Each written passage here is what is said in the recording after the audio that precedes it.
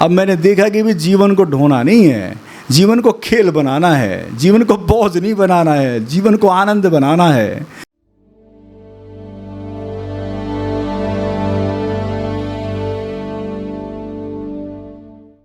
इच्छाओं के विज्ञान को जानना महत्वपूर्ण है। थोड़ा सा बातचीत के द्वारा उसे जानेंगे और फिर क्रिया के द्वारा उसे अनुभव करेंगे। इच्छा का विज्ञान शाश्वत है, सत्य है और सनातन है। ये बात अजीब सी लगेगी क्योंकि हमने अभी तक सुना है कि परमात्मा शाश्वत है, सत्य है, सनातन है। हमने सुना है कि आत्मा सत्य है, शाश्वत है, सनातन है, लेकिन इच्छा शाश्वत है, सनातन है, ये आज पहली बार सुन रहे हैं। ये कैसे शाश्वत है, कैसे सत्य है, कैसे सनातन है, इसको आप ऐसे समझ लें कि जैसे आज कहते हैं कि इच्छाएं एक पूरी होती हैं तो कहते हैं कि दूसरी तैयार रहती है ना। और फिर कहते हैं कि जब वो पूरी हो जाती है तो फिर तीसरी तैयार रहती है। आप अपने जीवन में देखना कि इच्छाएं जैसे जैसे पूरी होती हैं वैसे वैसे और भी आगे आगे बढ़ती रहती हैं। अच्छा, अब ऐसा देखें थोड़ा सा कि 100 वर्ष पहले मानव के चित्त में कितनी इच्छाएं होंगी और कैसी इच्छाएं होंगी, और आज के मानव के चित्त में कैसी इच्छा होगी और कितनी इच्छा होगी। फ़र्क होगा, है ना, बिल्कुल फ़र्क मिलेगा ना।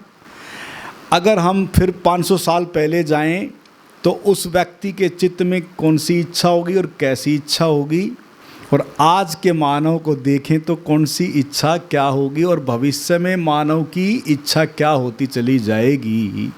इसका मतलब कहते हैं कि इच्छाएं निरंतर जो है वो बढ़ती रहती हैं। लेकिन इच्छा के विषय में आदमी ने अपने ऊपर फोकस कर लिया और इसलिए एक बड़ी ऐसी धारणा व्यक्ति के चेतना में बस गई कि व्यक्ति की इच्छा जो वो दुष्पर है, यानी कि पूरी ही नहीं होती।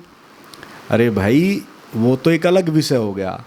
यहाँ तो कमाल है, ये पूरा अस्तित्व तो कुदरती। देखो ना, 500 साल क्या इच्छा थी, 5000 साल पहले क्या इच्छा थी, और अब धीरे धीरे इच्छाओं का रूप क्या होता जा रहा है। कहते हैं कि दिन पे दिन इच्छाएं भी बढ़ती जा रही हैं। तो इसमें एक व्यक्ति का विषय नहीं है कि एक व्यक्ति की इच्छाएं बढ़ती जा रही हैं।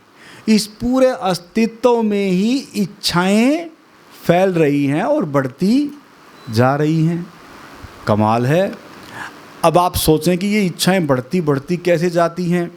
जैसे मान लो एक बीज आपने ज़मीन में बोया, है ना, तो जब वो बीज पनपता है तो उस पर कुछ एक ही लगता है या कुछ अनेकों लगते हैं? बहुत लगते हैं ना। तो ऐसे इच्छाओं का है, अगर मान लो एक इच्छा है तो उसके साथ साथ और भी कई सारी इच्छाएं हमारी पैदा होती चली जाती हैं। इसलिए इच्छाएं कभी पूर्ण होती लगती नहीं कि भाई इच्छाएं पूर्ण भी हो सकती हैं, लेकिन ऐसा भी नहीं है, इच्छाएं पूर्ण भी होती हैं। जैसे मान लो कबीर साहब के बारे में कितने लोग साथी मित्र जानते हैं? वो हाथ खड़ा करें। कहते हैं कि कबीर साहब झोपड़ी में रह के ज्ञान को उपलब्ध हो गए। इसका मतलब, उपलब्धि का मतलब क्या, ज्ञान का उपलब्ध का मतलब क्या है कि अब उनकी जो इच्छाएं थी वो किसी तरह की बची नहीं। अब कहते हैं कि भगवान बुद्ध को कितने जानते हैं? राजमहल छोड़ के आए और उसके बाद कहते हैं कि वो उपलब्ध हो गए। अब वो जैसे उपलब्ध हुए बोले कि अब उनकी कोई इच्छा नहीं बची। झोपड़ी में रह रहा है उसकी इच्छा नहीं बची, जो महल छोड़ के आया उसकी इच्छा नहीं बची। यानी कि इसका मतलब इच्छाएं भी पूर्ण होती हैं। कोई संबंध नहीं है कि राजमहल में कोई रह रहा है या वो झोपड़ी में रह रहा है। पूर्ण कभी भी और कहीं भी हो सकती है। बात आई समझ में? अब ये पूर्णता का मतलब क्या है? जैसे मैंने पहले ही 70 में कहा था कि इच्छाएं पूर्ण होने में भी मुक्ति है। अगर वो भौतिक कामना भी पूर्ण हो गई तो मुक्ति है, आध्यात्मिक कामना भी पूर्ण हो गई तो मुक्ति है। इसलिए इच्छाएं तो हैं शाश्वत, सत्य, सनातन है। अब इसको ऐसे भी समझ लो कि जब ये कुछ भी नहीं था ना, मान लो नक्षत्र, चांद, तारे, कुछ भी नहीं था, तो वेद का एक बड़ा प्यारा मंत्र है। जब कभी डॉक्यूमेंट्री चलती है, जब परम ज्ञान में आप आएंगे तो एक डॉक्यूमेंट्री चलती है, कहते हैं कि आरंभ ब्रह्मांड का कैसे हुआ। कहते हैं कि परमात्मा अपने आनंद में था, वो मंत्री ये है, परमात्मा अपने आनंद स्वरूप में था, उसी के साथ हम भी सब जो अब चेतना के रूप में है हम भी आनंद में थे, ठीक है।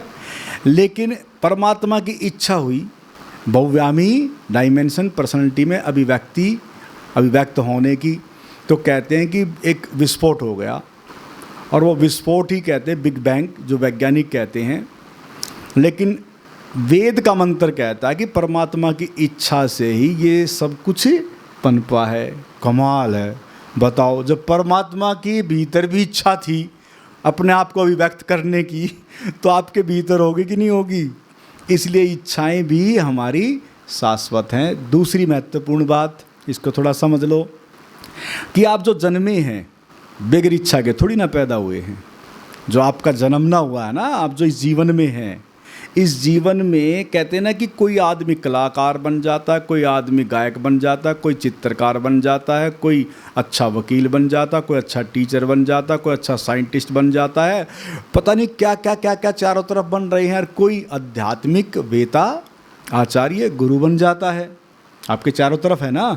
इसका मतलब वो अपनी पूरी की पूरी संपदा जो उसे बनना है वो लेके जन्मा है। वो उस बीज में ही उसकी सारी संपदा, सारी कामनाएं, सारी इच्छाएं उसके अंदर हैं।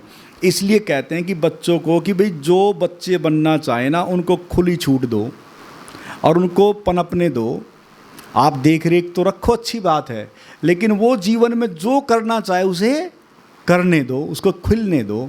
तो हो सकता है कि जो उसके भीतर की जो प्रकृति या जो मनोकामना या जो मनोभावना वो लेके जन्मी है वो अच्छे से प्रकट हो सके। कहते हैं कि हिटलर के भीतर एक बहुत बड़ा चित्रकार छिपा हुआ था।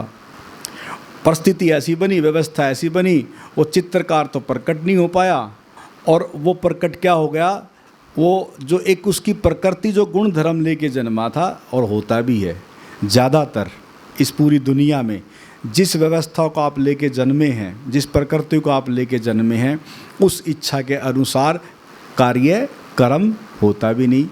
तो कई बार हमें अपनी इच्छा के विरुद्ध कार्य करने पड़ते हैं, और ऐसी परिस्थिति हिटलर के साथ बन गई। था चित्रकार, बन गया कुछ और ही। तो फिर वो किस रूप में वो एनर्जी प्रकट होती है, क्या रूप ले लिया, क्या उसका स्वरूप हो गया कि वो किस नरसंहार की तरफ बढ़ गया। इसलिए ऊर्जा प्रत्येक के भीतर, अगर उस प्रकृति को जान ले व्यक्ति, अगर अपनी उस प्रकृति को जान ले, और बच्चा अगर जान ले, बचपन में जाना जाए तो और शुभ है, कल्याणकारी है। फिर बहुत से सोचेंगे कि हम तो बहुत बड़े हो गए। मेरे पास तो ऐसे उदाहरण हैं, जैसे जो रैक्रो नाम का जो मैकडोनाल्ड्स जिसका है, वो रिटायर्ड होके उसने अपना एक रेस्टोरेंट खोला था 60 साल के बाद। कमाल है, उसके अंदर कला थी, पाक कला थी, वो अभिव्यक्ति थी, अभिव्यक्त हुआ तो वो आज मैकडोनाल्ड्स है पूरे वर्ल्ड के अंदर। कमाल है। तो ऐसा नहीं है, उम्र का कोई संबंध ही नहीं है, कला कब अभिव्यक्त हो जाए वो आपको जानना बस। अब मान लो बहुत सारे ऐसे उदाहरण हैं कि इससे उम्र का कोई संबंध नहीं है, इसलिए कब वह आपकी इच्छा जो आपके भीतर पड़ी है वो अभिव्यक्त हो जाए। मान लो मेरे भीतर बचपन से मुझे पता थी कि अध्यात्म है, लेकिन परिस्थिति ऐसी थी कि जीवन बचपन से हम उस आध्यात्मिक यात्रा पे नहीं चल सके। पता है कि व्यवस्था ऐसी है कि भी और बहुत सारी चीज़ें भी देखनी है, लेकिन इच्छा भीतर वही थी बचपन से। लेकिन धीरे धीरे व्यवस्थाओं के साथ हम भी जो है सामंजस्य किया, और सामंजस्य करना इसलिए ज़रूरी है क्योंकि हमें शरीर का भी ख्याल रखना है और मन का भी ख्याल रखना है। हमें इतना पता है कि अध्यात्म से पेट तो भरेगा नहीं, समझ रहे ना बात। तो इसलिए आध्यात्मिक अगर इच्छा कामना भी है तो मन इतना विकसित, क्योंकि चेतना तो विकसित ही होके आ रही है, तो इतनी समझ है कि भाई पेट बिगड़ कर्म के तो भरेगा नहीं, काम तो करना पड़ेगा, कर्म तो करना पड़ेगा, सीधा सा मतलब है। इसलिए कर्म करना ही है, भले आपके मुताबिक नहीं है काम हो रहा, लेकिन अगर करना पड़ रहा है तो फिर जब करना ही पड़ रहा है तो फिर करो। और करो तो फिर कैसे करो? कोई भी काम एक बोझ समझ के करो या खेल समझ के करो। कौन सा अच्छा, बोझ समझ के या खेल समझ के? अगर मान लो गृहिणी को पता है कि रोज़ाना झाड़ू लगानी है, रोज़ाना बर्तन करने, रोज़ाना खाना बनाना है, और बोलो रे भाई अब फिर झाड़ू, बोला फिर बर्तन, बोला फिर खाना, हो तरीके, कमाल है। पता करना है तो भाई झाड़ू को खेल बना लो, बर्तन को भी खेल बना लो, और खाने को भी खेल बना लो, मजा लो ना। अरे जब करना ही है बोझ क्यों समझ रहे हो भाई, ये तो घर की छोटी मोटी कार्य होते हैं। फिर मान लो किसी को रोज़ ऑफिस जाना, बोला अरे रोज़ रोज़ बस में या गाड़ी में या ट्रैफिक में या पता नहीं दुनिया भर की चीज़ें, बोला भाई फिर ऑफिस, कमाल है, जाना तो है ही ना, कर्म तो यही है। तो उसको फिर आप खेल बनाओ ना, मज़े के साथ करो। अब क्या हुआ कि मुझे पता है कि मेरी व्यवस्था थी आध्यात्मिक, लेकिन मुझे पूरे बिजनेस को देखना था, पूरी व्यवस्था को देखना था। तो मैंने वो जो काम भी किया ना, इतने आनंद के साथ किया, इतने मज़े के साथ किया। आपको सही बताऊंगा, मैं प्रैक्टिकल आदमी हूँ आपके सामने। इतना मज़े के साथ वह काम किया कि कुदरत और प्रकृति ने इतनी जल्दी व्यवस्था की। और देखो उदाहरण हूँ मैं, ऐसा नहीं है, रेयर मिलते हैं उदाहरण। 5,000 रुपये से बिजनेस शुरू किया, 5 ही हज़ार थे, कब 96 में, तब काम शुरू किया। और कमाल है कि इतनी जल्दी कुदरत और प्रकृति ने इतना साथ दिया, इतना साथ दिया कि इतनी जल्दी अरेंजमेंट होता चला गया मेरे चारों तरफ कि बिज़नेस जो है वो बढ़ता गया और मैं इतनी जल्दी फ्री हो गया। बताओ, मैं देखा जाए तो 27-28 साल की उम्र में तो मैं फ्री हो गया। 23 साल की उम्र में काम शुरू किया, थोड़े टाइम में मैं फ्री हो गया। और फिर उस फ्री होने के साथ साथ मैंने देखा कि भाई ये अध्यात्म भी, अब जो मेरी इच्छा थी उसको भी देख लेते हैं क्या चीज़ है। और इतनी जल्दी कुदरत ने उसमें भी साथ दिया। कमाल है, 34 साल की उम्र में घटना घट गई। कमाल है, यानी कि 34 साल में संपूर्ण, बाह्य जगत से भी संपूर्ण, अंत के जगत से ही संपूर्ण, यानी कि भौतिक जगत से भी सेटिस्फैक्शन और आध्यात्मिक जगत से भी संतुष्टि। और जब तक संतुष्टि नहीं होगी तब तक तृप्ति और आनंद और प्रेम और शांति आपके जीवन में नहीं आएगी। भाई कहीं भी आप तृप्त हो जाएं, कहीं भी संतुष्ट हो जाएं, या तो एक होता ना एक मापदंड। अब जीवन के मापदंड का नहीं पता, बेचारा मुकेश अंबानी अभी तक तृप्त नहीं है, क्या करें, फर्क है ना। कुछ लोग नहीं होते तृप्त। अब ये आपको देखना है कि मेरा भाई सैचुरेशन कहाँ है, मेरा वो बिंदु कहाँ पे है जो रुकेगा। अगर उस बिंदु को आपने ढूंढ लिया, मुझे अपने बिंदु का पता था कि मेरा बिंदु यहाँ तक है, इससे फालतू की आवश्यकता और ज़रूरत नहीं है, फिर तो खामखा का जीवन ढोना है। अब मैंने देखा कि भी जीवन को ढोना नहीं है, जीवन को खेल बनाना है, जीवन को बोझ नहीं बनाना है, जीवन को आनंद बनाना है।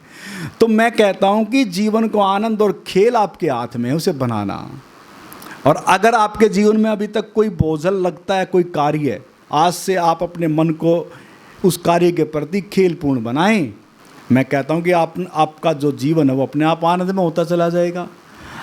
आप जैसे आपने खूब गीता पढ़ी है, खूब कथा सुनते रहते हैं, भगवान कहते हैं कि आप निष्काम कर्म करें, फल की इच्छा ना रखें, फल की आकांक्षा ना रखें। 100 मैंने सुन रखी है, लेकिन 24 घंटे यही रहता है, मैं ये करूँगा तो क्या मिलेगा, ये करूँगा तो क्या मिलेगा, ये करूँगा तो क्या मिलेगा। इसी उधेड़-बुन में रहती है दुनिया। कमाल है, हमने कभी सोचा था कि ऐसा भी आश्रम होगा, ऐसे लोग भी होंगे। अरे हम 2 ही तो थे, हमें थोड़ी ना पता था कि आप लोग भी यहाँ ऐसे इस समय ऐसी अवस्था में बैठेंगे हमारे सामने, हमें कोई मतलब थोड़ी ना था। लेकिन जब कोई भी कार्य में आप लगते हैं, किसी भी कार्य में अगर आप मन से, दिल से, भाव से, प्रेम से, खेल से अगर उस कार्य को अंजाम देते हैं, तो फिर कमाल है, कुदरत और प्रकृति अपने आप से सारी चीज़ें पूर्ण करती चली जाती है। और ये भी क्यों करना पड़ा, मैंने पता, आश्रम भी क्यों करना पड़ा आपको पता है। कभी मैं 6ठी या 7वीं क्लास में था, आपको मैं बता दूं, और उस समय सूरज को छिपता हुआ मैं देख रहा था, और उस सूरज के छिपने में इतना आनंद मुझे आ रहा था कि कमाल है, सूरज छिप रहा, इतनी प्रकृति, इतना सौंदर्य था। मैं खेत के अंदर बैठा था, फरवरी का मौसम होगा, प्यारा मौसम था, बच्चा था ही, मैं बैठा था। उसी समय एक फ़िल्म आई थी कोई, जैसे यह भगवानों की फ़िल्म नहीं आती, और वो कहते हैं कि भाई कोई भक्त था, उसने भक्ति की, बोला कि बोल बच्चा क्या मांगते हो। तो हाल में मुझे 1% भी विश्वास नहीं था। मैं कहा ये तो सब कहने वाली बातें, ऐसा कुछ होता तो है नहीं। लेकिन फिर भी मन में एक ऐसा आ गया भाव कि अगर काश ऐसा हो और अभी भगवान आके मुझे या ऐसी कोई चीज़ आके कहे, बोल बच्चा क्या मांगते हो, तो मैं एक ही बात मांगूंगा। और मेरे अंदर वो इसलिए थी क्योंकि जब घर में रहते थे ना तो 19-20 लोगों का परिवार था, सामूहिक परिवार था। तो समूह में जब भी सामूहिक परिवार होते तो आपको पता कि आज उसका झगड़ा, आज उसका झगड़ा, झगड़े चलते रहते। फिर अड़ोस पड़ोस में भी झगड़े। तो मैंने सोचा कि बस एक ही चीज़ मांगूंगा, भी झगड़ा ना हो। मतलब उस समय मैं क्या कह रहा हूँ कि भाई ये जो झगड़े हो रहे हैं ना घरों में, और ये जो चारों तरफ जो ऐसी चीज़ें होती हैं, ये ना हो बस। अगर ऐसा मुझे वरदान मिल जाए और वो कहे कि भी झगड़े कैसे समाप्त होंगे, तो वो मुझे शक्ति दे दे। और शक्ति क्या दे कि मुझे उस आसमान में बिठा दे, उलालिमा में, और वहाँ से मैं पूरी पृथ्वी को ऐसे देखूं और लगे मुझे कि भाई यहाँ झगड़ा, तो मैं कहूँ नो नहीं भाई झगड़ा नहीं, और झगड़ा बंद हो जाए। और मैं ये दृश्य देख रहा हूँ, कमाल है। अब मुझे क्या पता था कि इस रूप में दृश्य पूरे होंगे कि भाई यहाँ हम जो आप यहाँ बैठे हैं, हमारा क्या काम है कि जीवन जो है वो प्रेम और शांति और आनंद में होना चाहिए। और उसके लिए आवश्यकता शरीर की कितनी है और मनो इच्छा यानी कि कामना कितनी सी है। अगर इन इच्छाओं को भी ढूंढोगे ना आप, तो देखो माँ के गर्भ से ही आपको पता लग जाए कि मेरी इच्छा क्या है। जैसे एक बच्चा माँ के गर्भ में जब होता है तो कहते हैं कि वहाँ एटमॉस्फेयर, अगर बाहर ठंड है तो उसके लिए ठंड नहीं है, और बाहर गर्मी है तो उसके लिए गर्मी नहीं है। इक्वल मौसम होता है माँ के गर्भ में बच्चे के लिए। तो हम क्या ढूंढते हैं, ठंड में गर्मी और गर्मी में ठंड, है ना कमाल। और फिर दूसरी महत्वपूर्ण चीज़ क्या है कि हम क्या करते हैं कि भाई मखमली गद्दा सा हो, क्योंकि वो ऐसे फॉर्म में रहता है जो लिक्विड फॉर्म होती है, इतना नरम होता है, इतना कदमदार होता है। पानी में आप जैसे रहें तो उससे नरम तो कुछ है ही नहीं। फिर हम गद्दे ढूंढते हैं। यानी कि हीटर और एसी का निर्माण किस लिए हुआ, ये ना समझे कि लग्जरियस है, ये हमारी प्रकृति है जो हम माँ के गर्भ में थे। अब अगर इस इच्छा को आप अगर प्राप्त करते हैं तो इसको लग्जरियस बोल दिया गया। आज आप बैठे इस प्रांगण में, मान लो एसी ना हो, बैठ सकते हो, बड़ी दिक्कत हो जाएगी, बड़ी समस्या हो जाएगी। लेकिन यहाँ ये व्यवस्था की, और किसने की, मानव ने ही खोजा कि हाँ भाई अपनी प्रकृति को, अपने सिस्टम को हम कैसे गर्मी में इक्वल रख सकते हैं, कैसे हम ठंड में इक्वल रख सकते हैं। इसलिए फिर गद्दों का देखो, आप गद्दों पे बैठे हैं, कितने बढ़िया गद्दों पे बैठे हो, आपको आरामदायक गद्दे मिले हैं कि भाई आप आराम से बैठ सकें, आप आराम से ध्यान में जा सकें। तो आप समझ रहे ना, यानी कि ये हमारे गर्भ में ही थी ये इच्छाएं, बताओ। और उसको हम बाहर ढूंढते हैं, तो क्या दिक्कत है इसमें। यानी कि हमारी जो इच्छाएं हैं, देखा जाए तो ये सब चीज़ें हमारी, बहुत सारी चीज़ें शाश्वत हैं जो जुड़ी हुई है जीवन से। इसलिए इन इच्छाओं का सम्मान करना, कोई भी इच्छा है तो आपको क्या करना है, सम्मान करना। और उन्हीं इच्छाओं का सम्मान करते हुए हमें अपने उन इच्छाओं को पूर्ण करना है। कोई भी इच्छा हो सकती है। अब उन इच्छाओं को पूर्ण आप कैसे कर सकते हैं, एक यहाँ पे मनोकामना विधि एक पुस्तिका है। अब इसको थोड़ा समझ लें। ये एक पुस्तिका है, इसमें थोड़ी डिटेल दे दी गई है। अगर आप चाहें तो इसे आप काउंटर से ले सकते हैं। इसमें 13 बिंदु हैं, बड़े महत्वपूर्ण बिंदु हैं, और उन 13 बिंदुओं का इसके अंदर है। और उन 13 बिंदुओं से संबंधित ये क्रिया होगी, और वो सीक्वेंस से जुड़े हुए बिंदु हैं। अगर उन बिंदुओं के साथ आप इस क्रिया में प्रवेश करते हैं तो आप एक प्रैक्टिकल अनुभूति में जाएंगे और अपनी मनो इच्छाओं को देखने में भी सक्षम होंगे। और उनको पूर्ण करने में आप सोचेंगे कि विचार दृश्य से क्या पूर्ण हो जाती हैं। विचार और दृश्य जब आप देखते हैं तभी तो एक्शन में आते हैं। अगर विचार और दृश्य ही ना हो इच्छा के, तो आप एक्शन कैसे करोगे, कार्रवाई कैसे करोगे। इसलिए कार्रवाई तभी होती है जब आपके जहन में कुछ दृश्य, कुछ कामनाएं, कुछ भावनाएं ऐसी होती हैं। इसलिए फिर आप भाग दौड़ करते हैं, कर्म करते हैं, और फिर उस कर्म के बाद आपकी सारी इच्छाएं सार्थक रूप ले लेती हैं। जैसे कभी विचार किया होगा कि भाई ये माइक, स्पीकर, ख्याल आया होगा ज़्यादा लोगों तक आवाज़ कैसे पहुँचे, कभी ख्याल आया होगा। लेकिन आज यथार्थ रूप हमारे बीच है, उसकी वास्तविकता हमारे बीच है। ऐसे ही आपके भीतर भी जो आपकी कामना, वो भी कभी ना कभी प्रकट रूप ले लेगा। अभी वो अदृश्य है, फिर कभी ना कभी आपके चारों तरफ वह प्रकट रूप ले लेगा। इसलिए अभी हम सभी, जैसी भी है जो भी कामना भावना है, उसी को ध्यान में रखते हुए हम इस विधि में अब सभी प्रवेश करेंगे। सभी तैयार हैं? इसलिए मैंने कहा बातचीत इतनी महत्वपूर्ण नहीं है, करना उससे ज़्यादा महत्वपूर्ण है। अब सभी साथी मित्र खड़े हो जाएंगे।